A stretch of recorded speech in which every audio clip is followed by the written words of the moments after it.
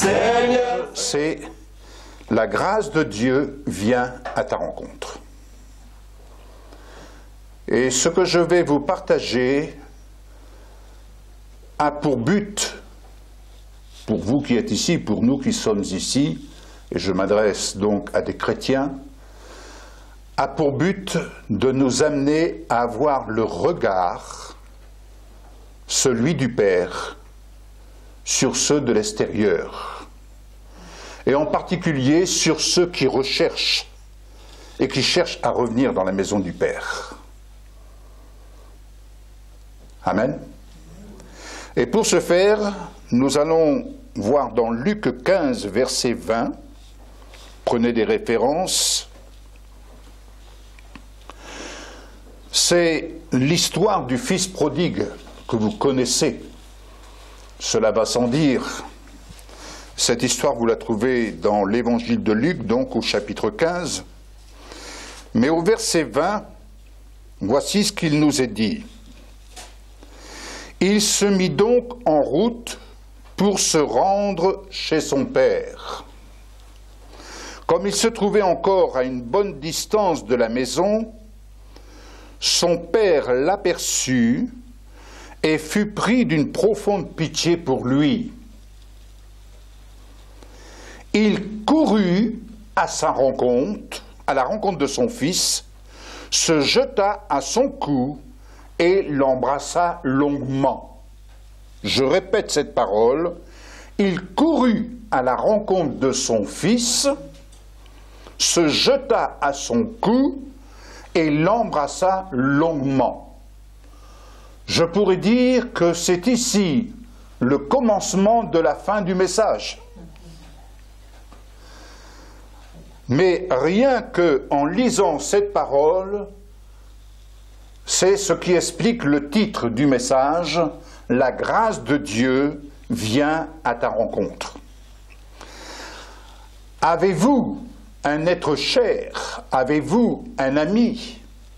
Connaissez-vous une personne qui se soit perdue dans des voies qui ne soient pas en conformité à la justice de Dieu manifestée en Jésus et à laquelle vous croyez?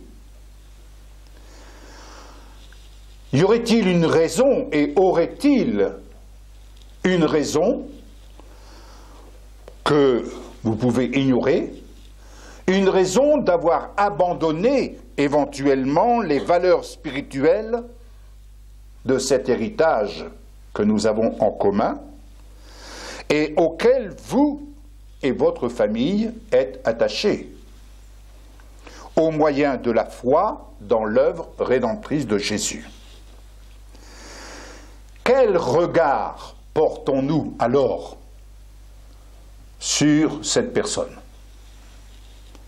Quelle attitude adoptons-nous et qui peut lui permettre de revenir dans la maison de notre Père, là où réside son héritage spirituel, notre héritage, celui que notre Seigneur Jésus est venu nous restituer.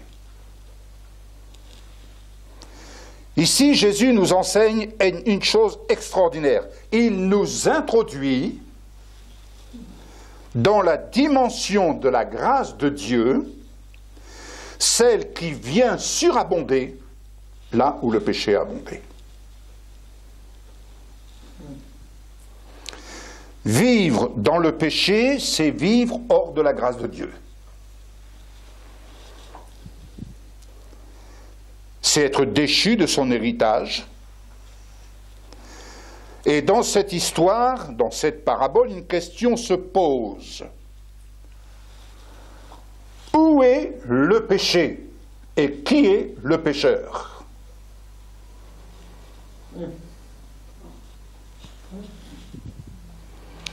Lequel de ces deux fils manifeste le péché? Lequel des deux fils est le pécheur? Dire. On va pointer du doigt le premier. Bon, essayons d'aller plus loin. Il y a ce fils cadet qui se trouve, lui, dans le monde des ténèbres, au fond de l'abîme, au milieu des porcs. Il est mort spirituellement dans ses offenses. Il vit dans la culpabilité, la condamnation. Autour de lui se trouvent différentes catégories de personnes, dont certaines animées par la loi, le légalisme qui le pointe du doigt. Tu es condamné, tu as péché, tu dois te repentir, aller vers ton Père te justifier, demander pardon et démontrer les œuvres de ta repentance en payant pour le mal que tu as fait. Pouvait-il revenir en entendant de tels propos? Certainement que ce fils aurait aimé entendre des paroles de grâce qui allaient l'encourager à s'engager sur la voie du retour vers la maison de son père. Il se savait indigne. Nul besoin était de lui rappeler. Il mangeait avec les porcs. Il n'y avait rien de valorisant, hein. Dans son cœur meurtri, brisé, il espérait tout de son père, sauf la condamnation. Et plus il se rapprochait, attiré par une puissance invisible qui agissait dans son cœur et dont les palpitations devaient s'accentuer au fur et à mesure qu'il se rapprochait de chez son père, plus le fardeau du légalisme de la loi se faisait pesant. À peine osait-il lever les yeux et regarder au loin. Il aurait peut-être remarqué une silhouette qui, dans l'attente du retour de ce fils perdu, égaré, scrutant l'horizon, intercédant par des soupirs inexprimables pour sa réintégration dans son héritage.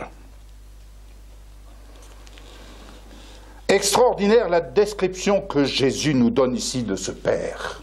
Extraordinaire. Il nous livre ici le regard de notre Père sur ceux qui sont perdus et qui cherchent à revenir dans leur héritage, mais avec ce fardeau pesant qu'est le fardeau de la loi qui les condamne. Pourquoi? Car c'est bien de la loi, qui est parfaite, que le péché tire sa force et conduit à la mort. S'il n'y avait pas de loi, il n'y aurait pas de problème. Mais la loi étant, elle révèle le péché et elle conduit à la mort. Cependant, l'œuvre du Saint-Esprit aujourd'hui n'est-elle pas de les amener sous le joug du Seigneur Jésus, ce joug qui est doux et léger et qui nous ramène à la vie? Matthieu 11, versets 28 à 30. Lorsque Jésus dit « Déchargez-vous sur moi de vos fardeaux ». Quel est le fardeau? Le fardeau de la loi. Et prenez mon joug qui est doux et léger. Mettez-vous à l'école et suivez mes instructions. C'est bien lui qui attire ces cœurs brisés, humiliés, à genoux dans la poussière, à se relever et à revenir à l'école. Qui faisons-nous à cette école?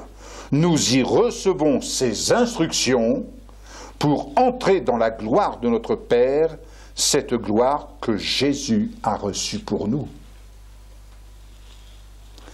Et voici que ce père va se mettre au comble de son pardon. Il va se mettre à courir vers ce fils.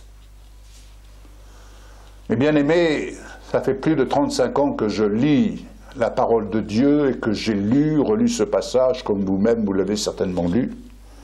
Je ne m'étais jamais arrêté sur cet aspect.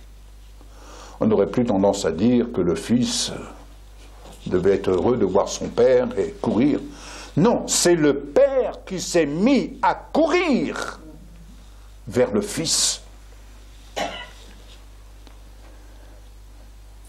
Lui, l'offensé, qui, voyant de loin le retour de son fils qui était perdu, va à sa rencontre en courant vers lui.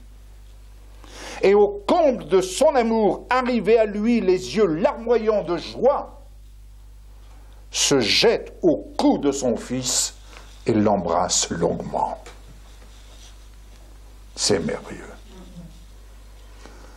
Et l'embrasse longuement. N'oubliez jamais cela lorsque vous rencontrez un pécheur. Le Père l'embrasse longuement. Amen. Amen. Oseriez-vous être à l'image de ce Père? N'y a-t-il pas au tréfonds de vous une voix qui semble regimber? C'est celle de la loi, celle du pouvoir de la connaissance du bien et du mal que nous exerçons quelquefois avec facilité. Et ce fils convaincu devant le témoignage que son père lui rend, lui dit à son oreille: « Mon père, j'ai péché contre Dieu et contre toi. Je ne mérite plus d'être considéré comme ton fils. » Verset 21. Et quelle réponse le père donne-t-il à ce fils? À son fils. Il s'empresse de demander à ses serviteurs qu'on lui apporte le meilleur habit. Aussi, remarquez bien ceci. Ce n'est pas le père qui lui met cet habit, mais ce sont ses serviteurs. Jésus nous fait comprendre ici le sens de notre responsabilité. À nous qui sommes les serviteurs dans la maison de notre Père. Quelle est la nature du vêtement que nous serions disposés à mettre à ce fils? Ne répondons pas trop vite, poursuivons notre histoire. Les serviteurs sont invités à lui passer une bague au doigt et à le chausser de nouvelles sandales. Cette bague, elle illustre la fidélité dans son alliance, la fidélité du Père dans son alliance à nous qui sommes infidèles. Cette alliance, elle n'est pas perdue pour le Père. Et les chaussures sont le signe du zèle de la bonne nouvelle que le Père renouvelle à son Fils pour aller rendre non son témoignage, mais celui de l'œuvre de son Père à son égard. N'oubliez jamais, nous sommes destinés à rendre le témoignage de Dieu manifesté en Jésus pour nous. C'est le témoignage de Jésus qui importe. Ce n'est pas notre histoire. C'est le témoignage de Jésus qu'il nous rend chaque jour, dans les moindres choses. Le témoignage de ce Père nous conduit plus loin avec ce Fils. Cette fois, c'est un grand festin qui est préparé en son honneur avec de la musique. Il y a de la joie dans la maison du Père pour ce Fils revenu à la vie. Le temps n'est plus au passé, mais au présent et au futur. Et voici, tout le monde s'écrie « Alléluia », sauf.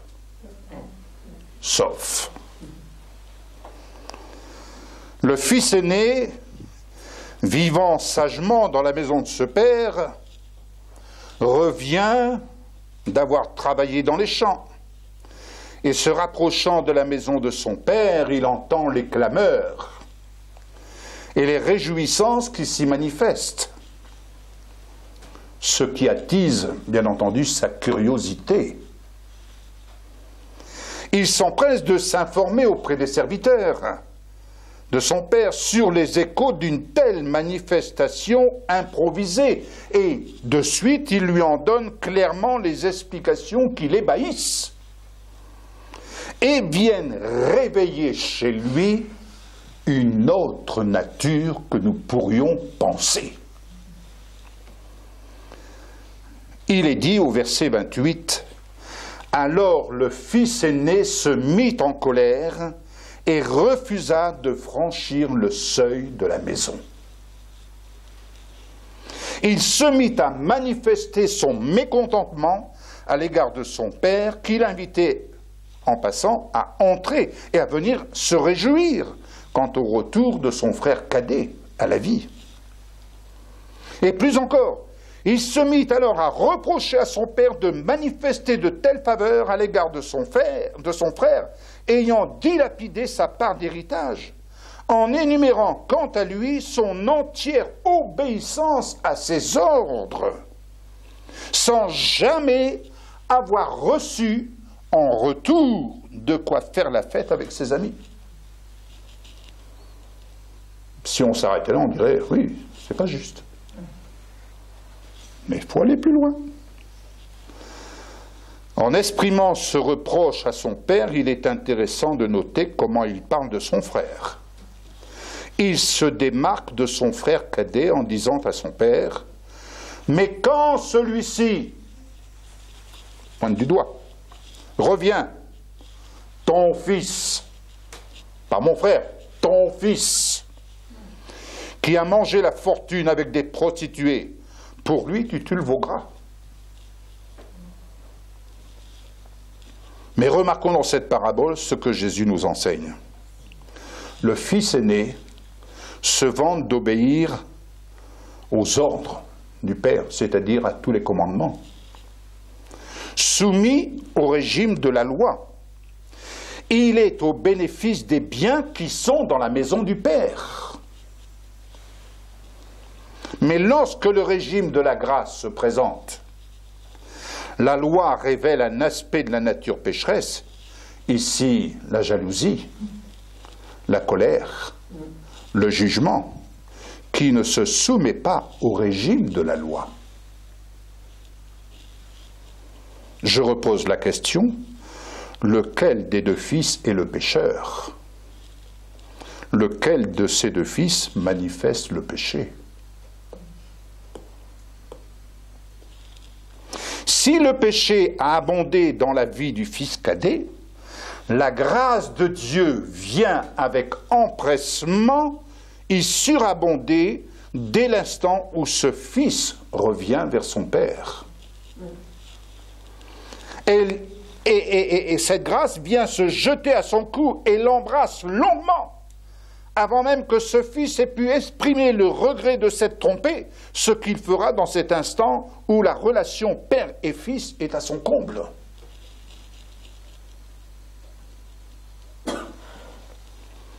Mais là où le régime de la loi, du légalisme subsiste, le péché en tire sa force et s'en trouve renforcé. Ce régime conduit à la mort. Et le fils aîné n'a pas profité des biens qui étaient là à sa disposition dans la maison du père. C'est ce que ce dernier va lui dire. « Mon enfant, lui dit le père, tu es constamment avec moi et tous mes biens sont à toi. » Il n'a profité d'aucun de ces biens qui étaient là à sa disposition. Vous voyez la différence?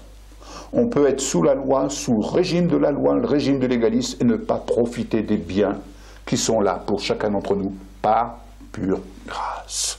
On ne mérite rien, mais par pure grâce. La porte ne lui était donc pas fermée, mais renfermé dans le régime de la loi, il ne se sentait pas la liberté d'user des biens qui abondaient dans la maison de son père, comme il le souhaitait au plus profond de lui-même.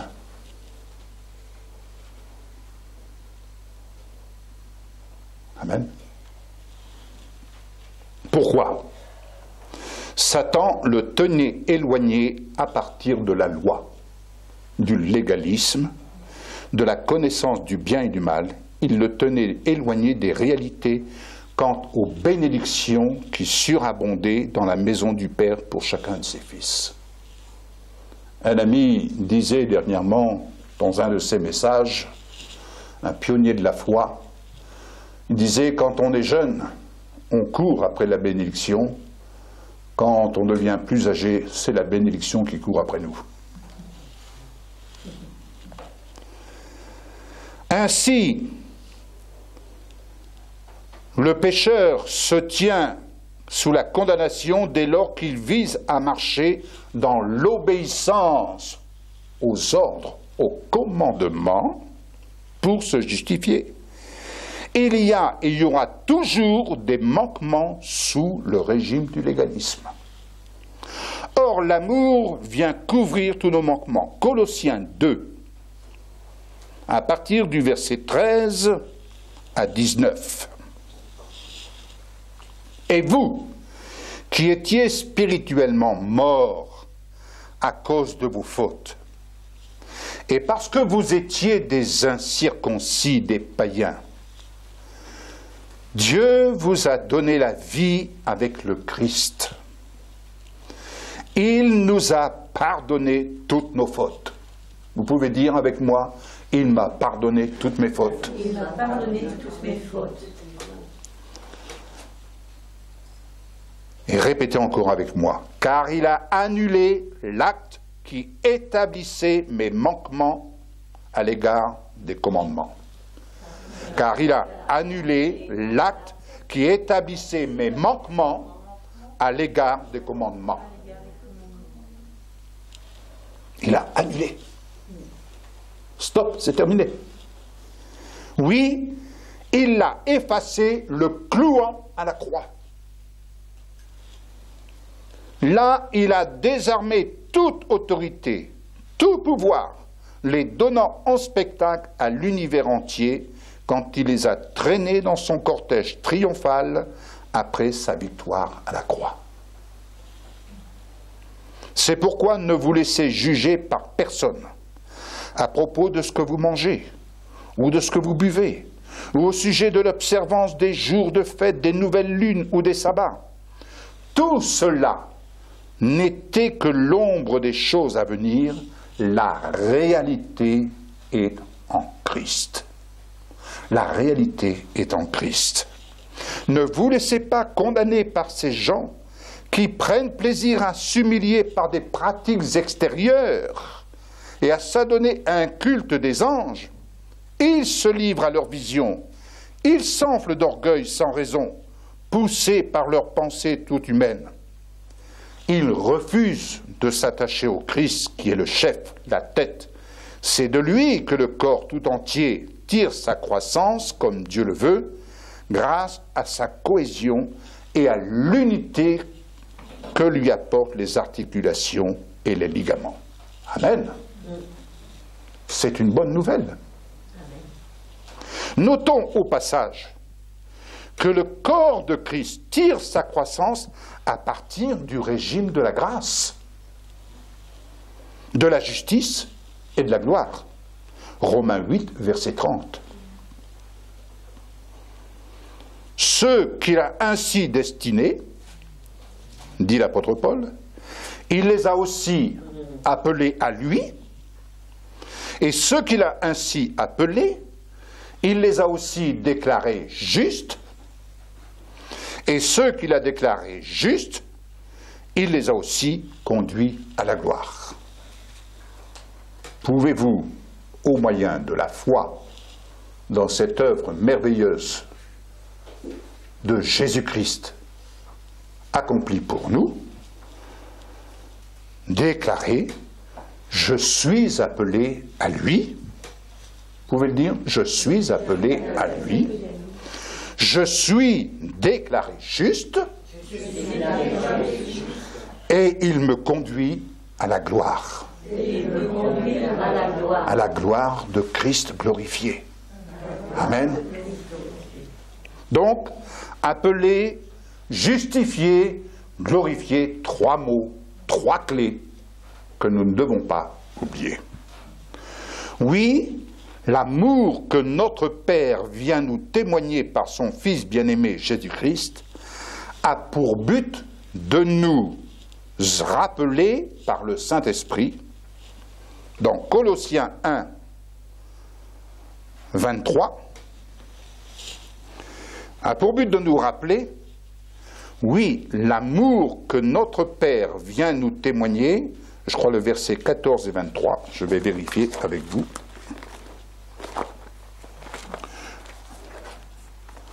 Je vais vous dire ça tout de suite. Oui, le verset 13, 14 et le verset 23. Il nous a arrachés au pouvoir des ténèbres. Il nous a fait passer dans le royaume de son Fils bien-aimé, ce qui implique une autre condition de vie, une autre nature, une autre vision des choses.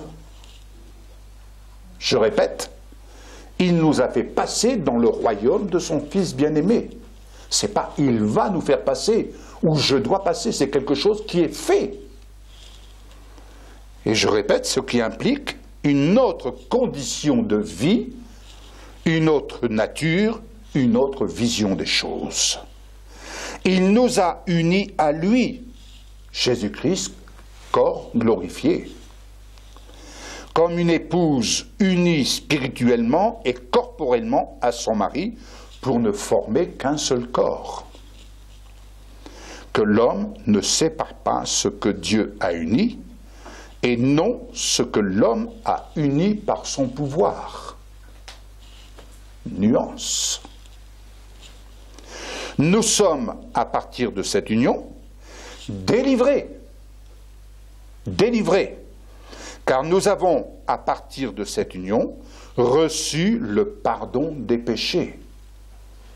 Je disais, je crois que c'est mardi soir, je disais, très souvent, on aurait pu mettre ce verset tout à fait au début. Nous avons reçu le pardon. Très souvent, ce que dit aux gens, tu demandes pardon au Seigneur. Mais ici, curieusement, arraché au pouvoir des ténèbres, passé dans le royaume de son Fils bien-aimé, uni à lui, délivré, reçu le pardon. Pourquoi? Parce que on devient des intouchables. On devient des intouchables. On est affranchi, pleinement libéré. Remarquons donc que l'assurance d'avoir reçu le pardon vient après avoir été arraché, être passé dans le royaume de Dieu, être unis à Jésus, et là nous devenons des intouchables. Nous sommes cachés spirituellement et corporellement dans le Christ glorifié. Amen.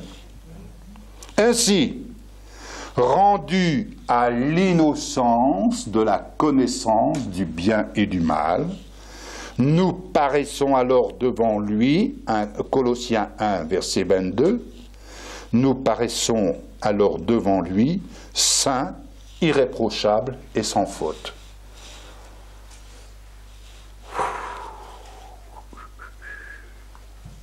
Je répète, nous paraissons devant lui, saints, irréprochables et sans faute. Combien de fois l'adversaire vient vous dire tu crois que tu es saint? Tu crois que tu es irréprochable? Tu crois que tu es sans faute? Quel regard as-tu tout à l'heure? Quelle a été ta pensée là? Tu crois vraiment que... Arrière de moi, ce qui est écrit à mon sujet est écrit et c'est comme ça que je me vois dans le Christ Jésus. Amen. C'est comme ça que je me vois. C'est un droit. Alléluia. Oui, la grâce de Dieu vient embrasser la personne qui a l'humilité de reconnaître l'état de sa nature pécheresse et qui revient dans la maison du Père. Alors certes, il s'y trouve certainement des fils sous le régime du légalisme, mais il s'y trouve toujours et surtout de ces serviteurs qui ont reçu du Père les ordres pour lui passer le meilleur habit qui va revaloriser sa vie. 2, de lui passer la bague qui lui va lui rappeler la fidélité de notre Père quant à l'alliance en Jésus. 3, les sandales qui lui redonneront le zèle de l'Évangile. Alléluia. Le témoignage que notre Seigneur Jésus vient nous rendre, c'est l'œuvre de la grâce de Dieu. Ne l'oublions jamais. Elle vient en cet instant à notre rencontre, à votre rencontre, pour vous conduire dans la plénitude de son repos. De son repos. Et de vous mettre ou de vous remettre à son école pour suivre paisiblement ses instructions en vous plaçant sous son joug qui est doux et léger. Matthieu 11, versets 28 à 29. Amen. Amen. Laissons-nous embrasser par la grâce de Dieu. Laissons-nous embrasser. Le Père se réjouit. Laissons-nous embrasser par la grâce de Dieu, comme le Père l'a fait pour ce Fils. Et puis, serviteurs de notre Seigneur Jésus-Christ, aux ordres de Dieu et aux ordres de notre Père, puissions-nous, à la lumière de ce message, servir, et si telle situation venait se présenter, en toute humilité, au moyen de la foi, puissions-nous passer ce vêtement de gloire à celui que nous rencontrerons et qui a besoin vraiment d'être embrassé par la grâce de Dieu. Amen. À celui qui a besoin d'être embrassé par la grâce de Dieu. Puissons-nous lui passer ce vêtement de gloire que notre Père nous offre,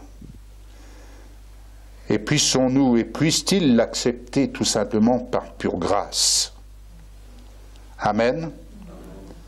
Reconnaissons que rien n'est impossible à notre Dieu. Oui, ce chant que Joël a chanté tout à fait au début de ce culte est un chant prophétique.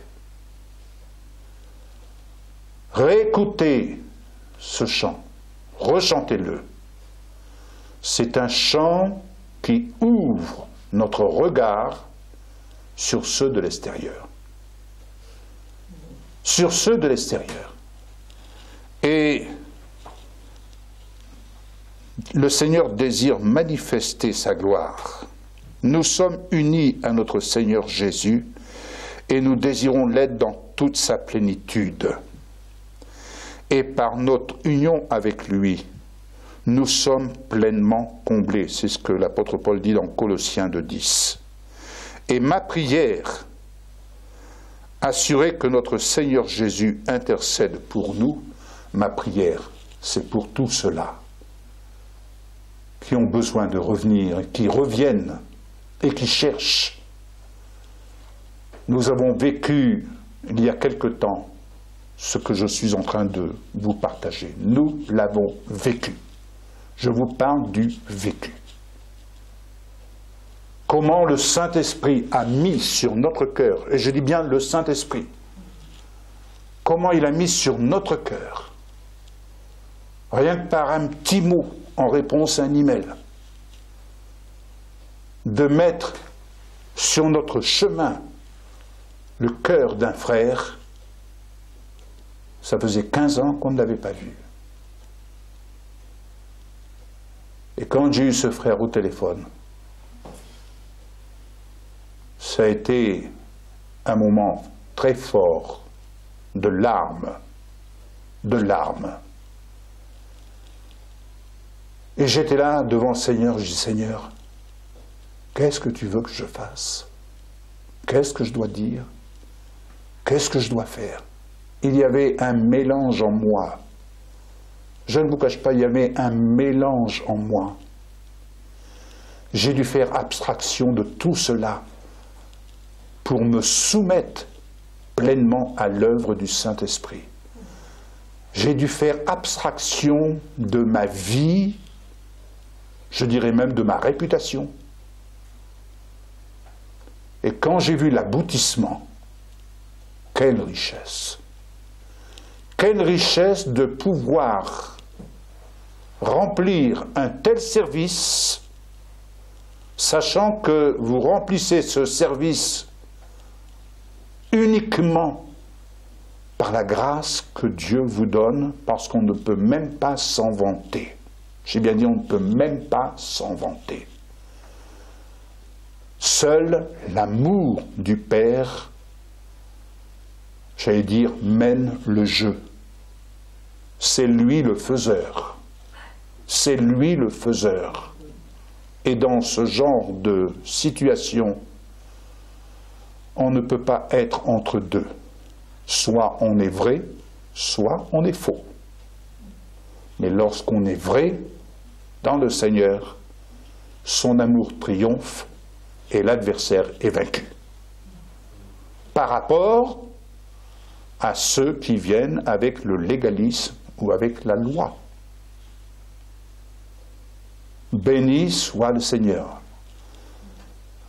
Assister au retour d'un fils prodigue, c'est la plus belle histoire, en tout cas c'est une des plus belles histoires que vous pourriez vivre, et je vous souhaite de la vivre.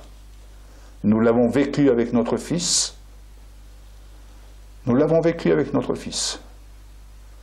Aujourd'hui, il est dans le ministère. Mais combien de fois a-t-il rebroussé chemin pour avoir rencontré des personnes qui venaient avec le régime du légalisme, de la loi, et qui venaient en fait tuer sa foi, cette petite foi, cette petite lueur d'espoir. Il le renvoyait dans le monde des ténèbres. Et il nous fallait à nouveau recommencer, avec l'espérance de le voir revenir. Ça a mis du temps. Béni soit le Seigneur, béni soit le Seigneur. Un jour, ce serviteur qui était, nous étions au Gabon, il est venu jusqu'à Michel.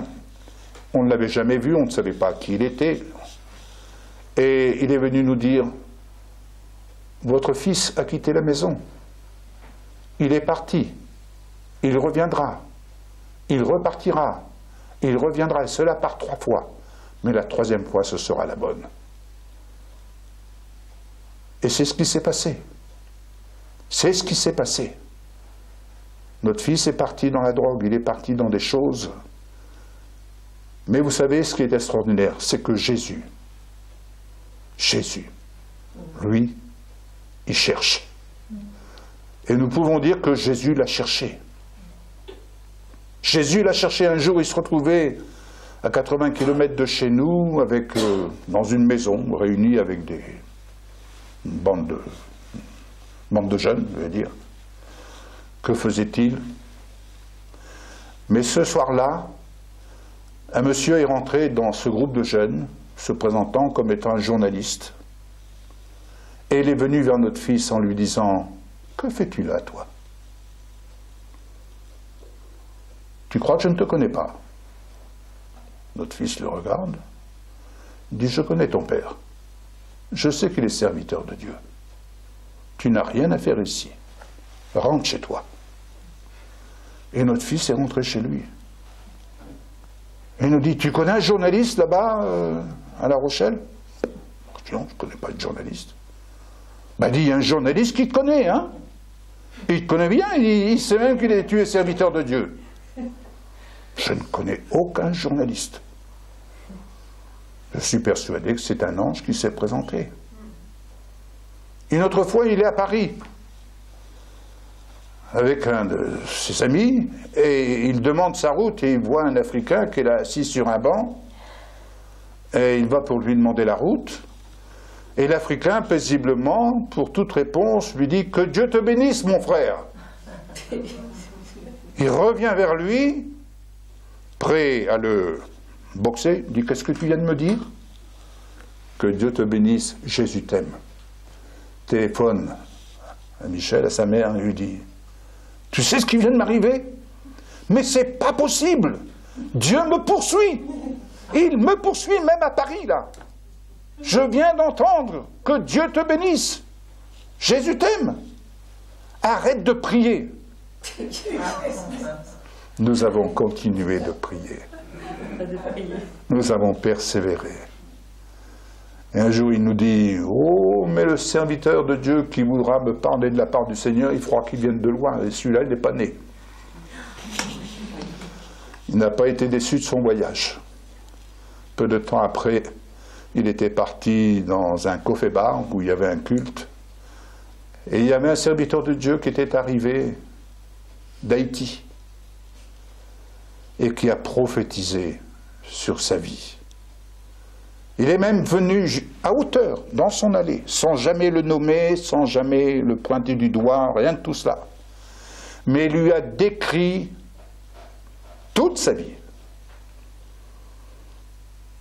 Il a dit, tu veux être ton père, mais tu n'es pas ton père. Ton père a ceci, ton père a cela, mais toi tu ne l'as pas. Et nous avions là des amis qui nous connaissaient très bien et qui assistaient à ce témoignage. Et il lui a dit, t'as voulu un magasin? Je t'ai donné un magasin.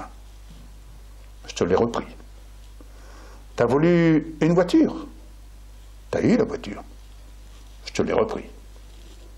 T'as voulu une épouse? Je t'ai donné une épouse. Je te la laisse. Il n'a jamais bougé.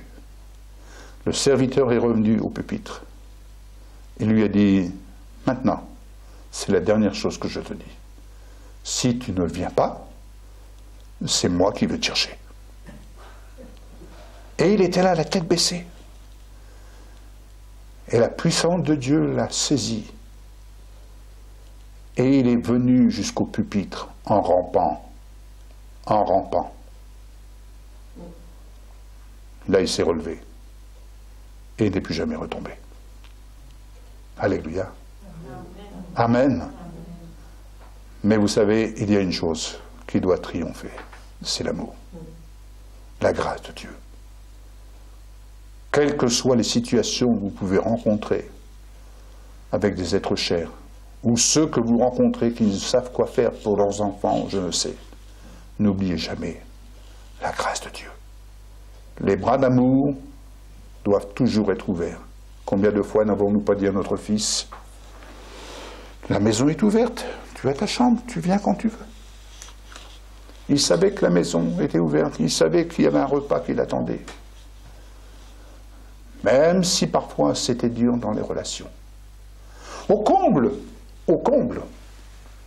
j'aime ce moment qu'il a vécu. Le voilà qu'il était revenu, et nous allons dans une mission sur Lyon. Et là-bas à Lyon,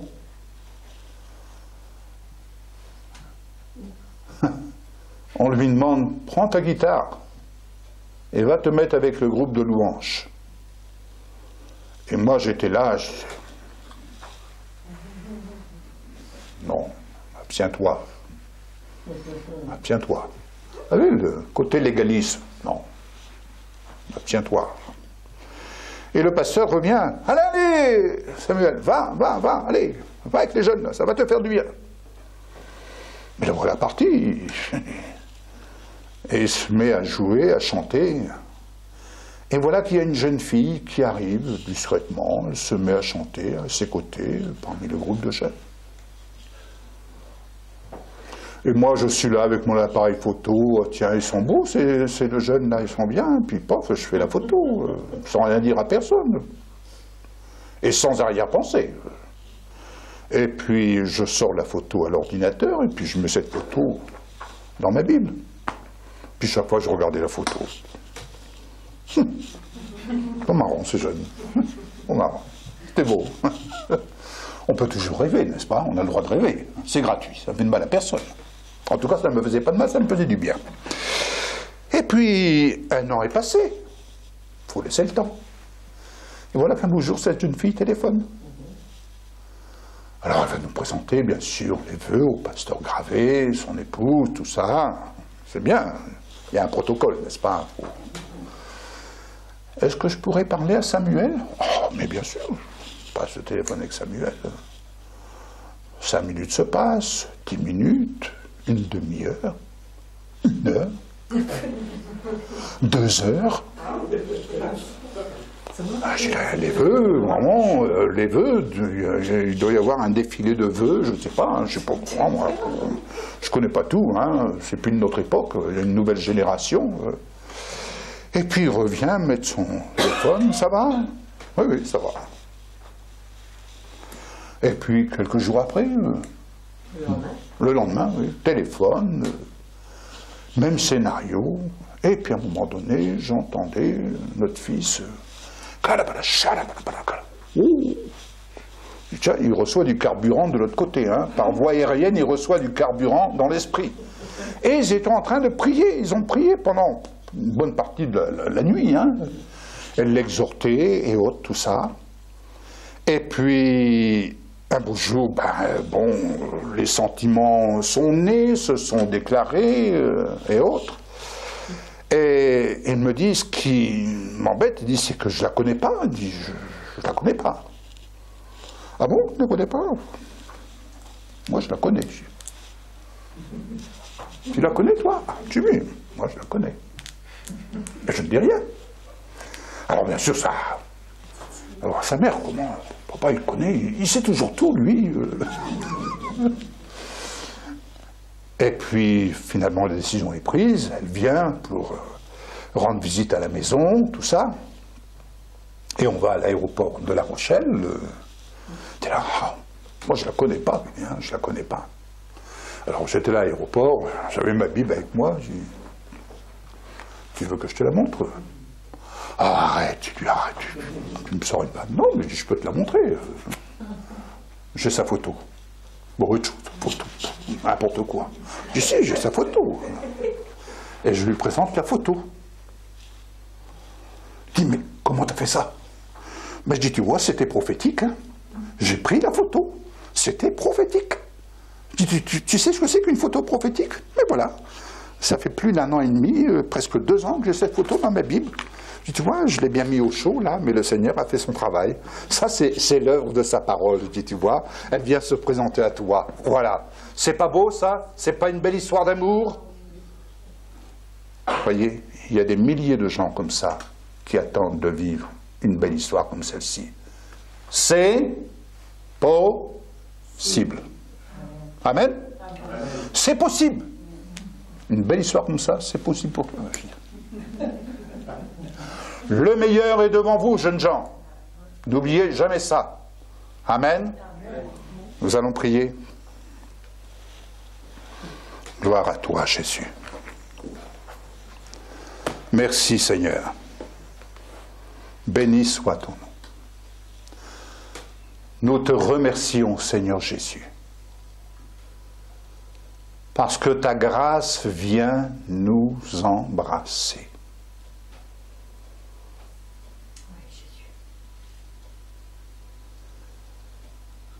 Ta grâce vient nous embrasser.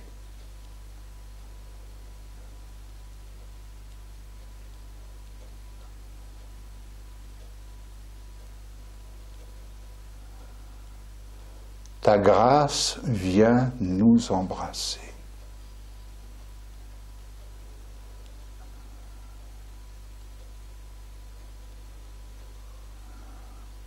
Tu es ce Père qui nous embrasse Merci pour tout cela que tu mets sur notre chemin. Revenant vers toi dans leur part d'héritage. Seigneur, nous sommes tout disposés, en tant que serviteurs, à leur passer le meilleur habit, à les chausser de ce zèle de l'Évangile, à leur rappeler que tu es fidèle à ton alliance. Cette alliance manifestée en Jésus. Seigneur Jésus, tu sais où sont ces fils et ces filles perdus et qui cherchent au plus profond de leur être, au très fond de leur être, à sortir de ce monde de ténèbres. Seigneur Jésus, remplis-nous de ton amour. Remplis-nous. Remplis-nous, Seigneur Jésus. Remplis-nous. Remplis-nous. Remplis notre cœur. Remplis notre cœur. Et que ta grâce puisse se manifester avec efficacité à l'encontre de tout cela qui reviennent dans ta maison, Père. Qu'il y ait de la joie, qu'il y ait de la joie, qu'il y ait une fête pour chacune de ces âmes qui revient dans la maison du Père, au nom de Jésus. Amen. Vous pouvez recevoir le magazine Vie comblée sur simple demande écrite, adressée à TV Bicom, 8 avenue du Gouverneur Pierre Delsalle, 17 200 Royan, France.